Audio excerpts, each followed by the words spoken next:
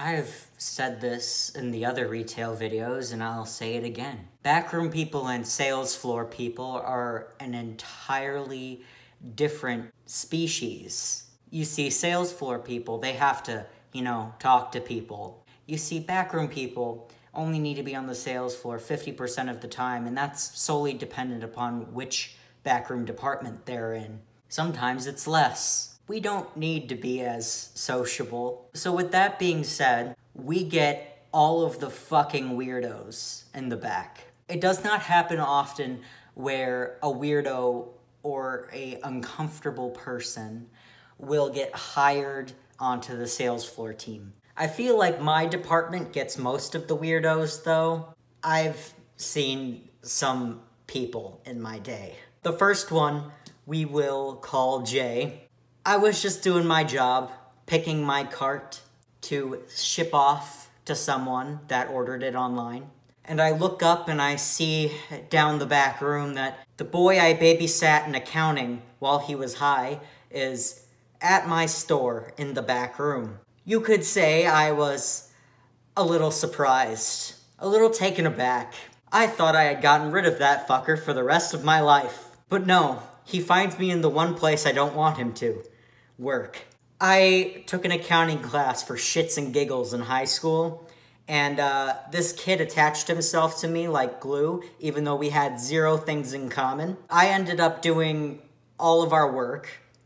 I was basically the reason he passed high school, but different story, I guess. This kid shows up to accounting class one day, high as a fucking kite, and I babysat him the entire time. So when I finally got out of that class, I was relieved. I don't have to deal with that fucker anymore. Then he shows up at my place of work. He is not the worst of the worst, but my God, man. There's this thing that happens where somehow car boys are like magnetized to me. Car boys find me and they just want to talk to me about cars. I don't understand.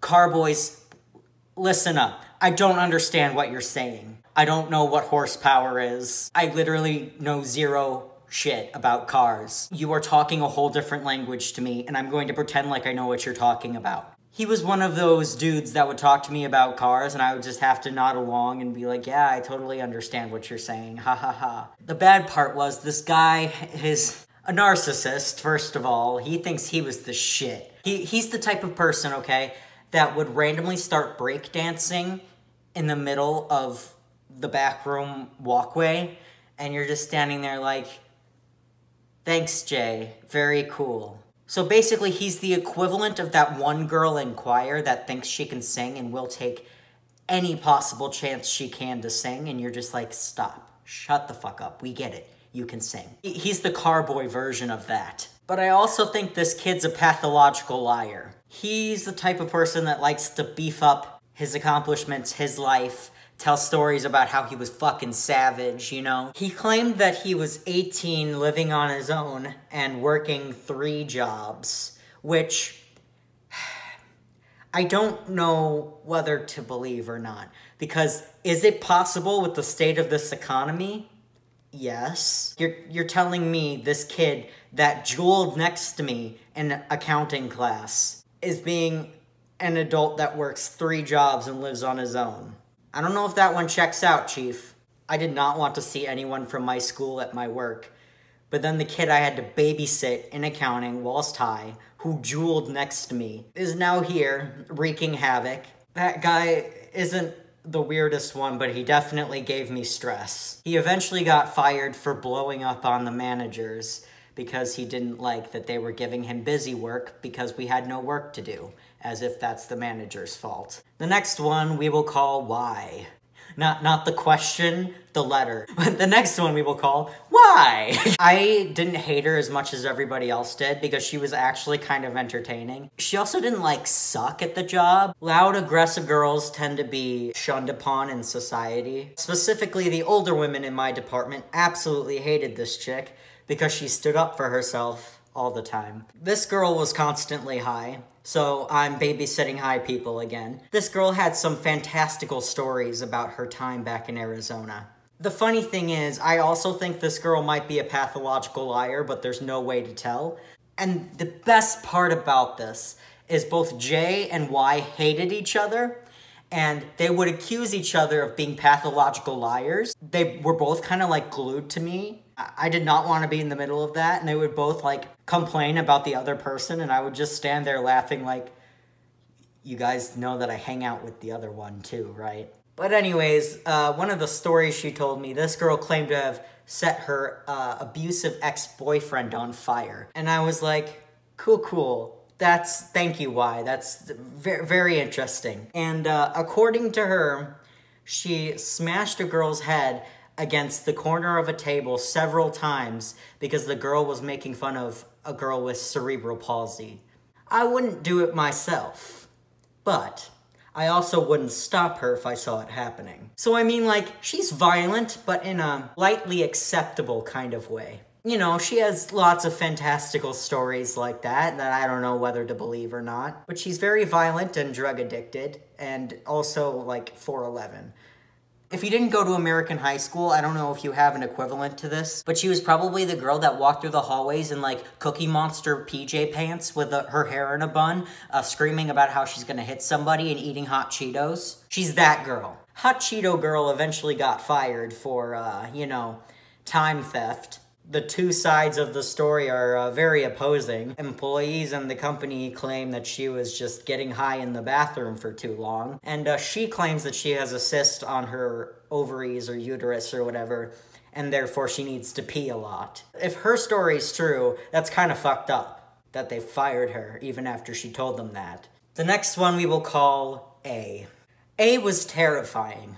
He looked exactly how you think a school shooter would look. Tall, lanky white boy with sunken-in eyes and a monotone voice that kind of sounds like Squidward. Everything about him scared the fuck out of me. And it's not even because of how he looked, it was because of just how he acted. First of all, the dude had less social skills than everyone in the back room put together. He doesn't know how to talk to people properly, and that's coming from me. He would ask like random personal questions out of nowhere to any unassuming coworker of his. Within the first few minutes of just being alone with him, the dude flashed his Air Force badge and was like, I'm in the Air Force. And I was like, whoop-de-fucking-do. Later I found out the dude got kicked out of the Air Force.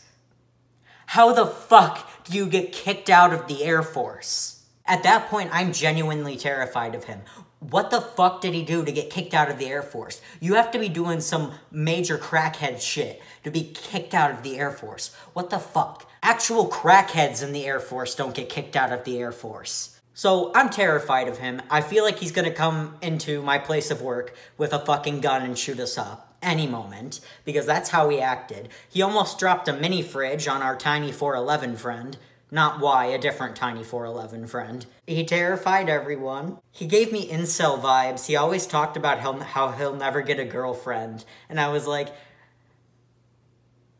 cool, thanks. Very cool. Eventually, the dude got fired for blowing up on a Salesfloor coworker in the break room for asking him a personal question as surface level as, what's your name? The fact that he got fired for blowing up on someone is terrifying to say the least, but he's gone, and he won't shoot up my place of work. That's what we have to deal with in America, folks, wondering if your coworker's gonna shoot you. The last one we'll call G. He was a red-headed lad from Ireland. He was a stereotype. Loud, wouldn't shut the fuck up. When he'd speak, it'd be entertaining, I guess, but it was like, nobody actually liked him. He was kind of a douche.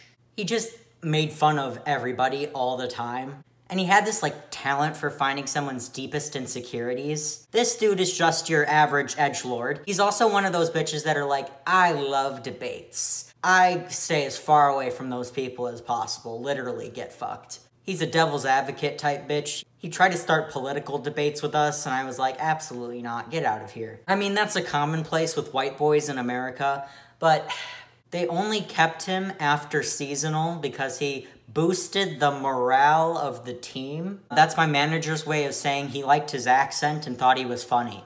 He wasn't funny, he was an edgelord. The worst shift of my life was the 5 hours I had to spend alone with him, being the only 2 people in our department. Within the first 5 minutes, he made a racist joke.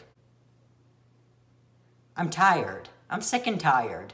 And then when I gave him my half-assed reaction, which is usually just, being condescending when I don't want to have to explain why it's racist, he just goes, "What? What? You know what's wrong, little bastard. Little Irish bastard. You know what the fuck is wrong." Other people could tolerate him, I could not. He eventually got fired for using equipment he wasn't trained on, but I'm assuming that was my manager's way of just getting him fired, because a lot of people use equipment they're not trained on. And I mean, we have a lot of weird people in the back. We got the one lady that just kind of screams whenever she wants. We got the 2 boomers that sound like they've been chain smoking for 57 years, which they probably have. You don't see people like that on the sales floor. I can't wait for the day that I can get out of that hellhole.